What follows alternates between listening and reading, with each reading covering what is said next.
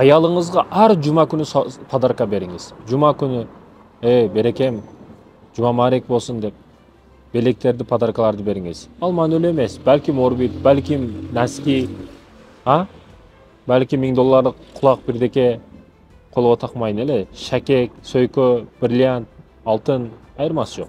Апаңызга күндө бериңиз. Бул апаңызга подаркаңыз чындыгында кереги жок. Чындыгында кереги жок. Апага жок дегенде жылуу сөзүңүз керек. Жок дегенде ден соолугун сурап туруңуз, башы асманга жетет, ишенип кое бериң.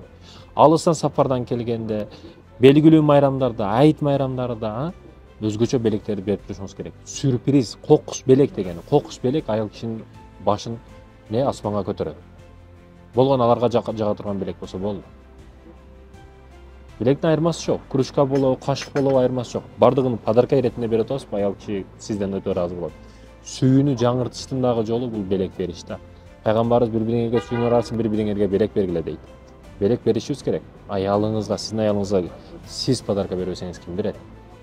8 мартта эч качан подарка сурабайт аялыңыз. Качан сиз ар жума күнү белек берип туруң эле.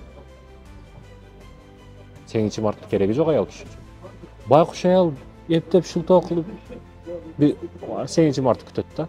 Эптеп бирдеке алып алайын деп. Неге? 1 жыл бою эчтеке алган эмес да байкуш.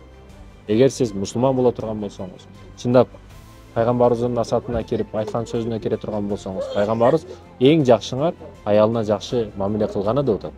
Үммөтүмдүн ичинен, Демек, некен аялыңызга жакшы мамиле кылыңыз. Ар жума күнү гүл болобу, шоколад болобу, маани берүү маанилүү да.